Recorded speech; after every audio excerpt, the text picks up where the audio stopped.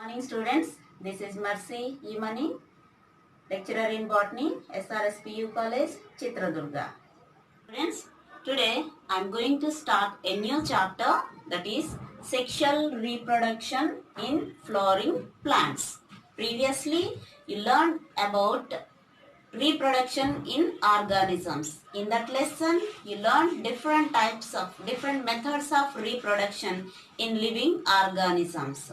But in this chapter, especially sexual reproduction in flowering plants, that means the sexual reproduction takes place in angiospermic plants. That's we are going to discuss. And in the point of need, this is one of the important chapter and it is interesting chapter. From this chapter, compulsory you will get 2 questions, minimum 2 questions, sometimes 3 questions, means surely you will get 8 marks from this chapter. Okay students, in this chapter, the main points what we discussed is pre-fertilization structures and events. The first point, pre-fertilization structures and events. The second point, pollination.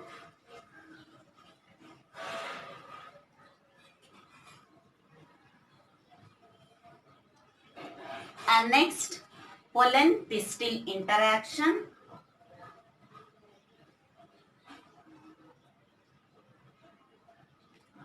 Pollen pistil interaction. And next, double fertilization.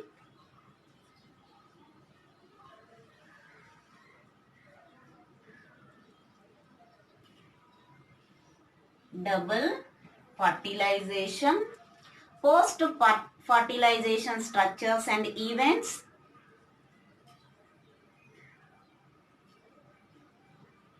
Post fertilization structures and events. Finally, apomixis and polyembryony.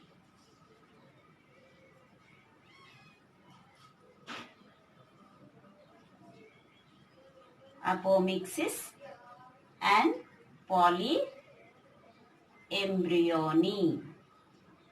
So these are the steps, these are the points you will learn in this chapter. Once again I will repeat. The first, pre-fertilization structures and events, pollination, pollen pistil interaction, double fertilization, post-fertilization structures and events, and finally apomixis and polyembryony.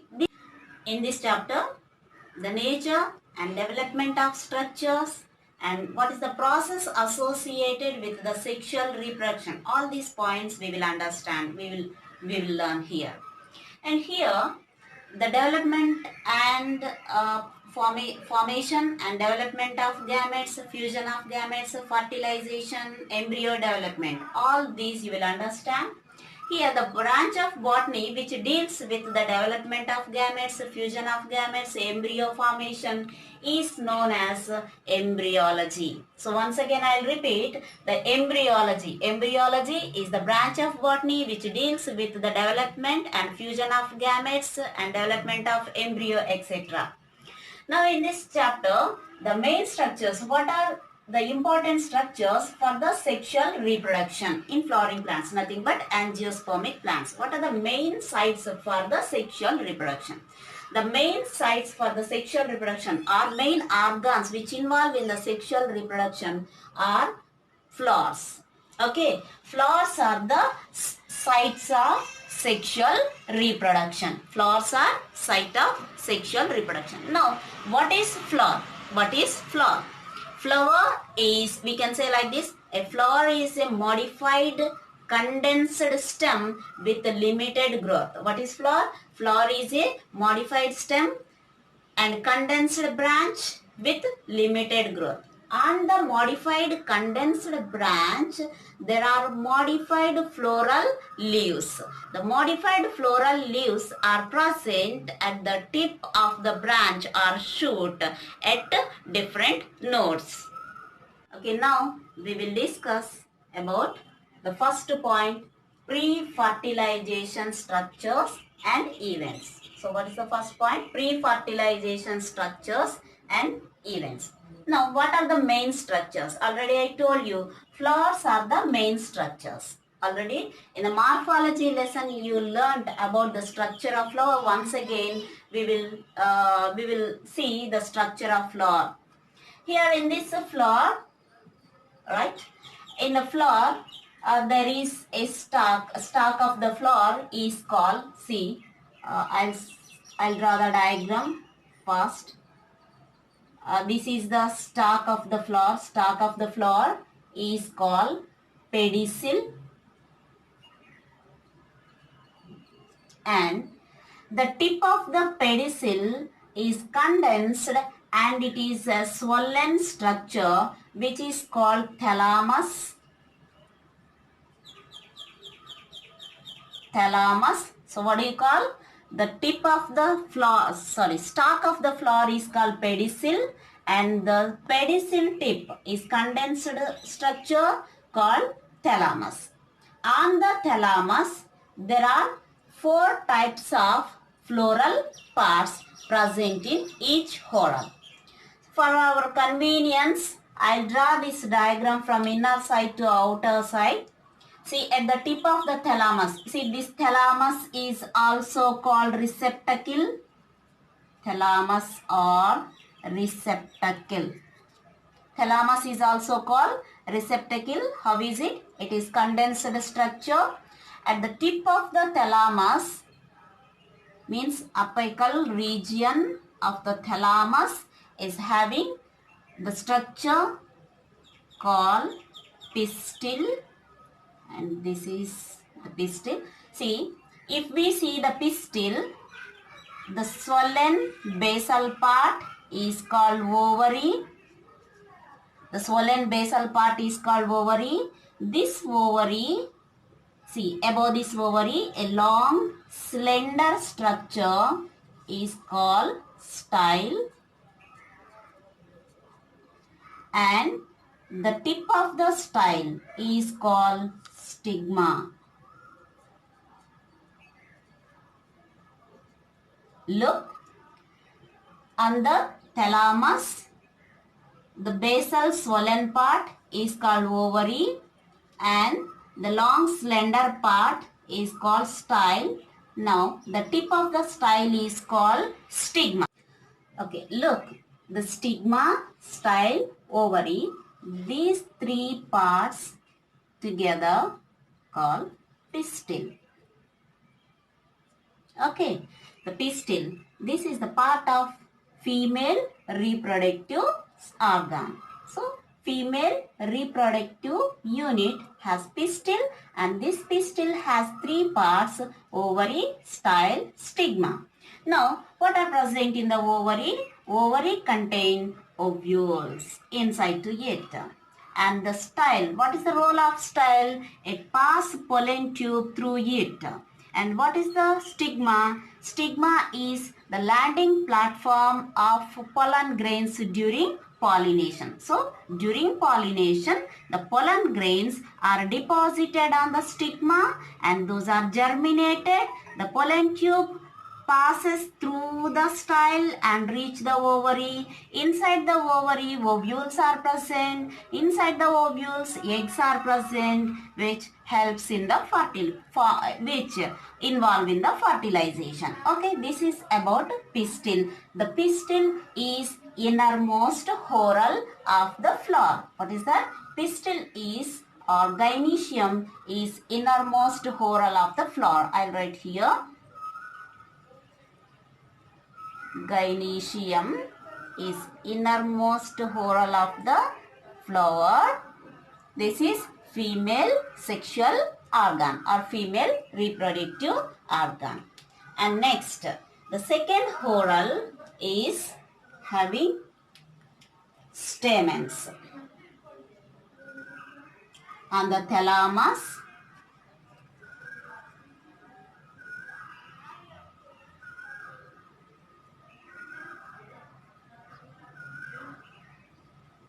On the thalamus, the second whorl means from inside to outside. Inside to outside, this is second whorl. There are stamens. Stamens are the units of male reproductive system. So, the male reproductive system or the male reproductive structure, total structure is called andrecium. So, gynoecium, and next outside to gynoecium on the below node on the thalamus, this is andrecium. So, andrecium is containing units of, means the andrecium containing stamens. Stamens are the units of andrecium. These are male reproductive structures. And next, on the, below the andrecium, on the next node on the thalamus, at the next node on the thalamus, there are bright colored or light colored structures which we call petals.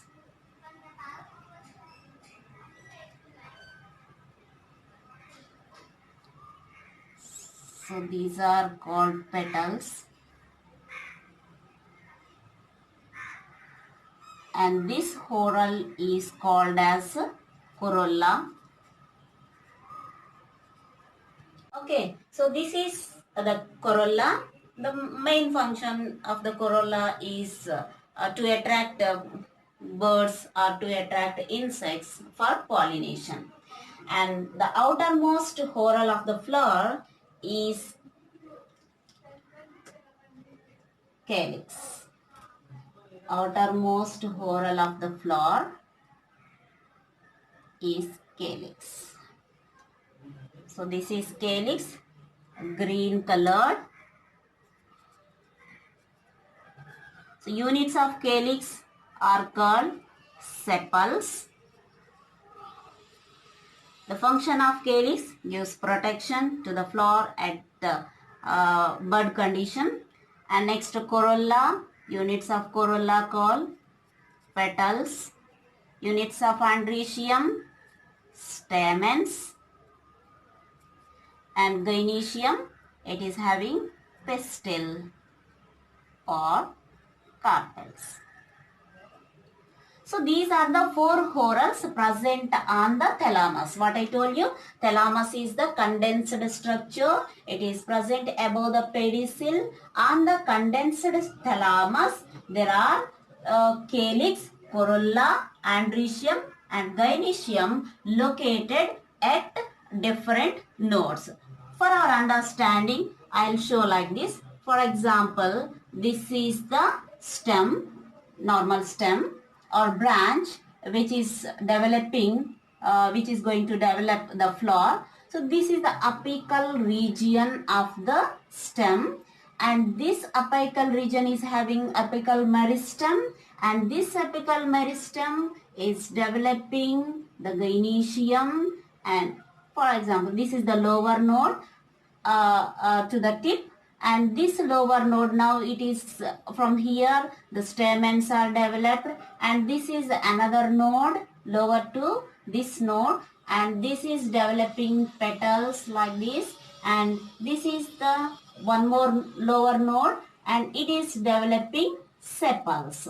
So here, imagine this is a general stem. Now what I told you, the flower is a modified condensed stem. That means here these nodes, imagine if these are pressed or condensed, then those are all the whorls are coming close together and making this flower-like or flower structure. Understand? See, here the apical region, and at every node there is a meristematic tissue. Those meristems develop these structures at each node. So we will say there are on the thalamus there are four whorls.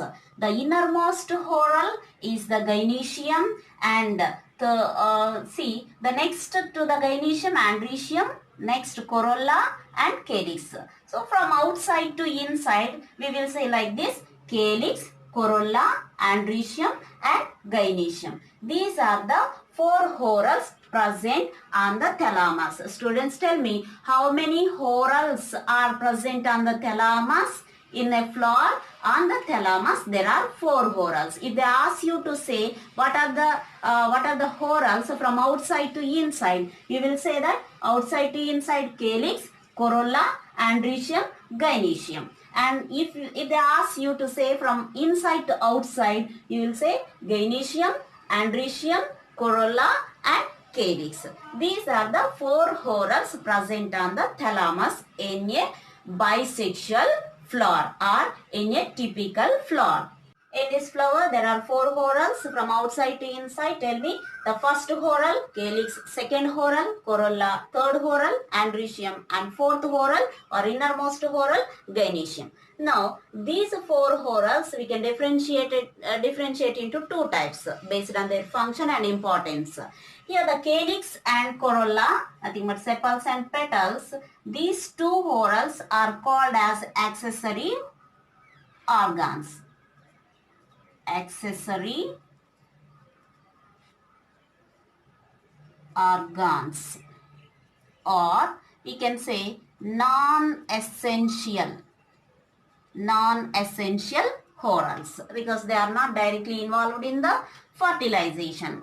Next, the androecium and gynoecium, these two whorls are called as essential organs. So tell me, what are the non-essential organs? Calyx and corolla are the non-essential organs. Androecium and gynoecium are essential organs. Okay, how a plant starts flowering. See, before flowering in the plant, there are several hormonal and structural changes takes place. These changes initiate the flowering. In a plant, generally inflorescences are developed. On the inflorescence, there are several floral buds are formed, and these floral buds develop into flowers. How it is already you learned in the morphology unit. Now, in pre-fertilization structures and events, that is mainly from the flower, we'll discuss about each part. That means male reproductive structures and female reproductive structures. Let us discuss about male reproductive structures, that is androecium.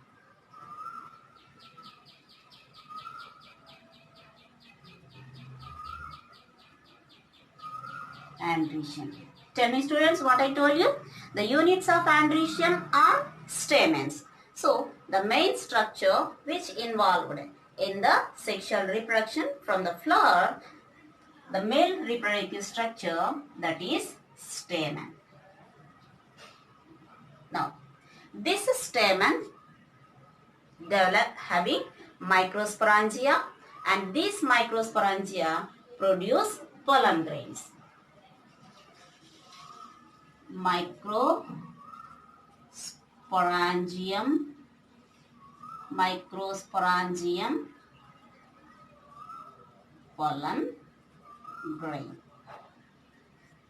Okay, androecium having units stamen, and this stamen having microsporangia, microsporangium singular, microsporangia plural, microsporangia, and this microsporangia develop pollen grains. Let us see the structure of stamen.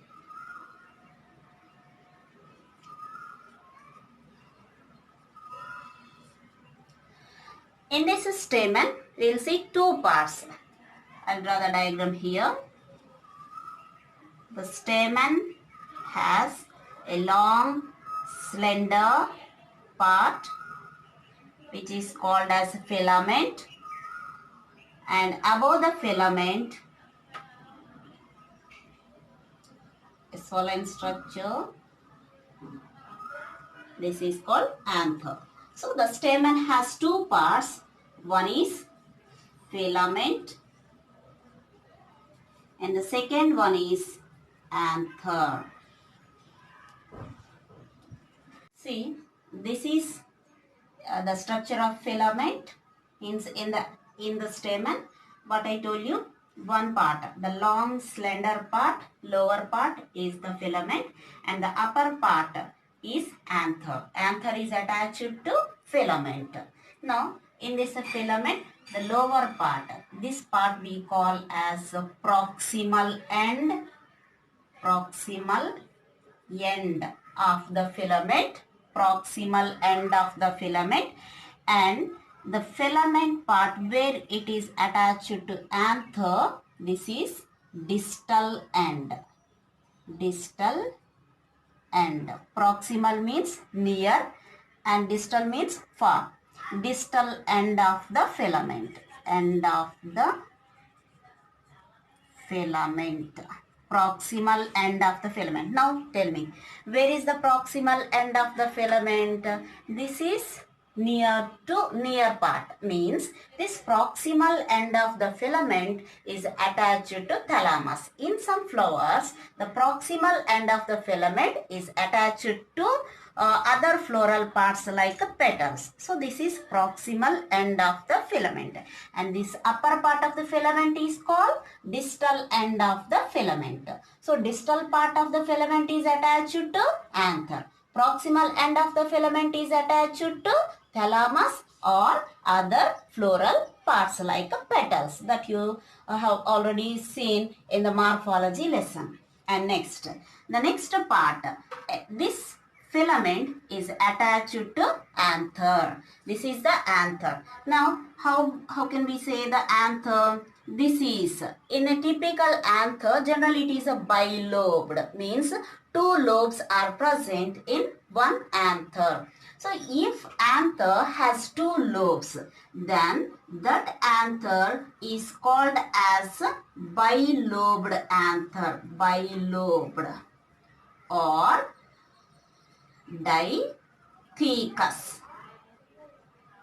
Dithecus. The anther generally having two lobes, then it is called bilobed anther or dithecus anther in majority of the stamens, means majority of the species. And in some flowers, means in some species, this anther contains only one lobe, means single lobed. Single lobe. Then this anther is called as monothecus anther. So, based on the number of lobes present in anther, the stamens or anther is said to be as bilobed or dithecus anther or monothecus anther. Tell me, based on the number of lobes present in anther, there are two types of anthers, dithecus anther, monothecus anther. We have one example, that monothecus anther, what I told you. Some species are having monothecus anther. For example, Malvaceae family. In Malvaceae family, what is the well-known example from Malvaceae family? Malvaceae, hibiscus. Hibiscus. In hibiscus, there is only one lobe, means the anther having one lobe, then that anther is called as a monothecus anther. Example, Malvaceae family. The well-known example from Malvaceae family, hibiscus. Okay, see, if there are two lobes in the anther, look, here this is one lobe and it is another lobe. If there are two lobes in anther and these two lobes are joined together by a sterile tissue, see, a sterile tissue is present and that connects the two lobes. And what do you call that sterile tissue? Called connective. Connective. So what is connective? The two lobes of dithecus anther are joined together by a sterile tissue called connective. Sterile tissue. So which is sterile tissue? Connective is the sterile tissue. What is the role of connective? Connective is joining the two lobes present in the diathecous anther. Okay. Next. See what I told you. The anther means the filament anther both are connected together, joined together. Okay. So here means a filament where it attached to anther. Based on this, we will see four types of anther, means four types of stamens. Depends on the filament where it attached to anther. So we can say like this. See, these anthers, some of the in some stamens, see, this is the anther and the filament is attached to the anther at the base. Means the filament, this is the filament and it is anther. The filament is attached to anther at the base. Then this type of anther means this type of stamens are called basifixed. Basifixed. Why? Because the filament is attached to anther at its base. Then that type of stamen is called basifixed. In some members, see, for example, this is the anther and the filament is attached to anther at the dorsal side. Dorsal side. See? The anther is means filament is attached to anther at the dorsal side. Then this kind of stamens are called dorsifixed. And in some members, see, the filament is attached to anther all the length. The filament, for example, this is the filament, red color. This is the filament is attached to anther all the length of the anther, along all the length of the anther. If the filament is attached to anther all along the length of the anther, then it is called as adnate. Adnate.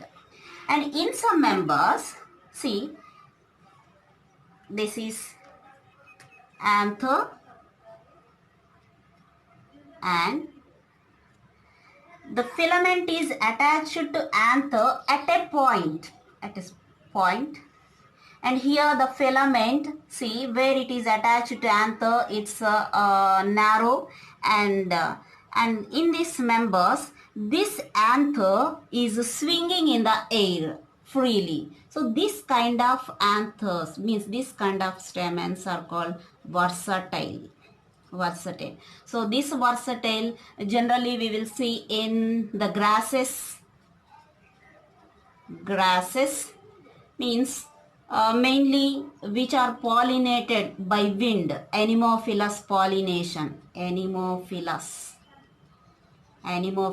pollination, or we call as wind pollination. So tell me here, based on the attachment of filament to the anther, there are four types of stamens. Those are basifixed, dorsifixed, adnate and versatile. Versatile. See here, the anther is freely swinging in the air, and generally we see in the grasses, we will say in grasses the pollination through wind we call as anemophilous pollination. See here in the stamen,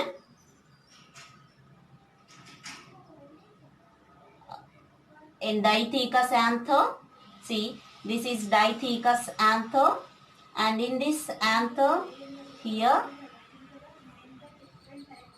a sterile tissue is present, connective, and this is one lobe and it is another lobe. You can draw the diagram like this,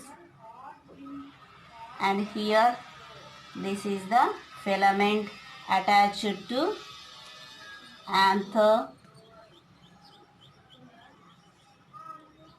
And here I told you the stamen has anther, and this anther is having microsporangia, and we can show the microsporangia like this. Microsporangia, see, there are 4 microsporangia in a diathecus anther. 4 microsporangia are present in the diathecus anther. These are the microsporangium. Okay, and it is connective and it is the filament. Okay, look here in the bilobed anther. These are the microsporangium. This is one microsporangium, next. And these microsporangia are located at the corners. See, where microsporangia are located? Microsporangia are located at corners. Now, in diathecus anther, what we are observing? 4 microsporangia at 4 corners. So, we will say this is tetrasporangiate. So, diathecus anther is tetrasporangiate. Means tetra means 4. A diathecus anther having 4 microsporangia at 4 corners. So we will call this is tetrasporangiate, and they'll ask you the shape. A diathecus anther tetragonal in shape. Tetragonal in shape. A diathecus anther tetrasporangiate. Tetragonal in shape. Look, both the microsporangia in one lobe, 2 microsporangia in one lobe are separated by a deep groove. Here there is a tissue which helps in the dehiscence, means breaking of the anther, that is stomium. Later we'll discuss about the stomium while discussing the anther wall layers. Okay, and next, then if we see the monothecus anther or single lobed anther, this is bisporangiate.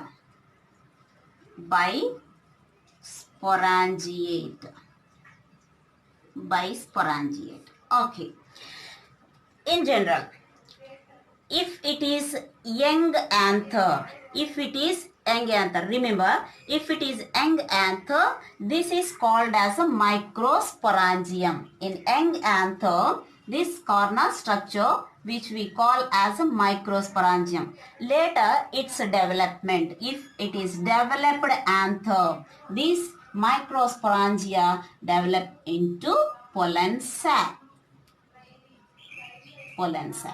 Okay. So at young anther, there are 4 microsporangia. In mature anther, these microsporangia develop into pollen sacs. Okay. At its maturity, means at the maturity of the anther, these 2 microsporangia are extended longitudinally. Microsporangia extended longitudinally and form pollen sacs. Okay, so this is forming both the microsporangia are fused because of the breaking of the sterile tissue between 2 microsporangia, and this is combinedly forming a pollen sac, and here also pollen sac, and this pollen sac produce pollen grains. These are the pollen grains. So where the pollen grains are developed? Pollen grains are developed from the microsporangium. So these are the pollen grains. Look, a diathecus anther, it has a longitudinal groove which separate 2 theca, and this diathecus anther is tetragonal in shape, 4-sided, and each corner having 1 microsporangium at the young stage, and at its maturity, the microsporangia develop into pollen sacs, and these pollen sacs extend longitudinally. Then each theca is having one pollen sac at maturity, and this pollen sac containing pollen grains, and these pollen grains are having male gametes. These are important for the fertilization. Okay. Now, if we observe these stamens, all the stamens are not similar in all species in their number and in their length. See, the stamens number and length of the stamens varies based on their species. For example, already in the morphology chapter, we have seen that there are 10 stamens in case of Fabaceae members. Yes, the number varies. The stamen number varies species to species. For example, in Fabaceae, what is the number of stamens? 10 stamens. Okay, and in our syllabus, what is there? Next, Solanaceae. In Solanaceae, see, 5 stamens are present, and in case of Malvaceae, number of stamens numerous, many. Like this, based on the species, the number of stamens varies. And next, we have some other examples, that is about the length of the stamens. See, length of the stamens also not similar in all species. For example, in case of Brassica, see, in Brassica there are 4 stamens, 2 long stamens and 2 short stamens. Okay, like this there are different examples which we can understand, where we can understand how the stamens are not similar in all kind of species. Okay, look here.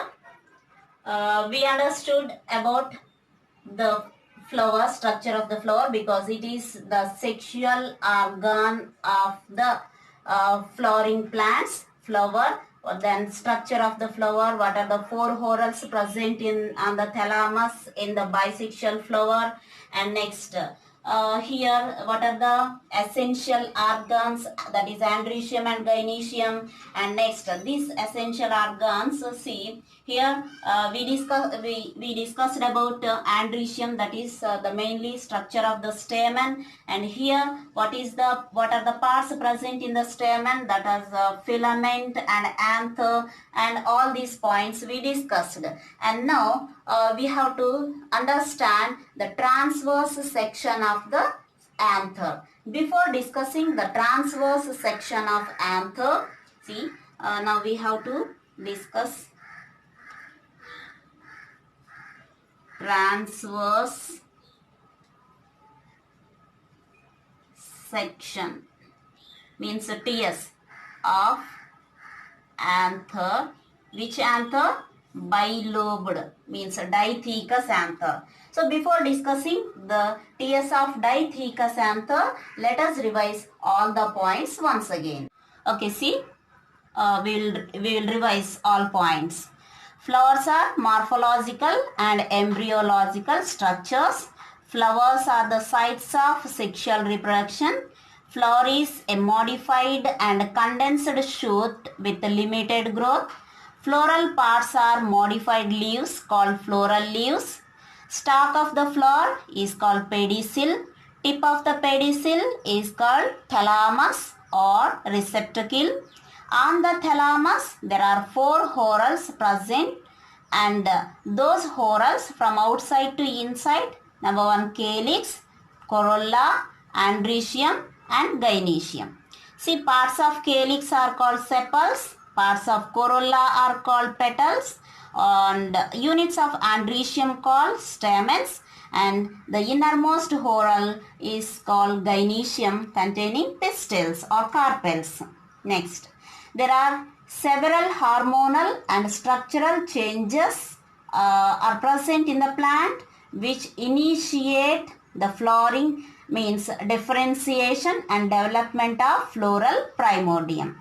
And next we have seen the stamen. The stamen has two parts. One is filament and second one is anther. Filament is the sterile part. Anther is the fertile part of the stamen.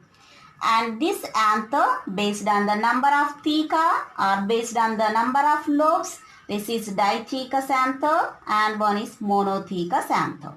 And each lobe has 2 microsporangia at its young stage, and then 4 microsporangia are located at corners. Then we will say that is tetragonal in shape. Tetrasporangiate, dithecous anther is tetrasporangiate and it is tetragonal in shape. And next, both lobes are connected by a sterile tissue called connective. See, anther lobes, 2 anther lobes are connected by sterile tissue called connective. Okay, so these are the main points we discussed from today's topic. Okay students, in the next class we will discuss about the transverse section of the anther.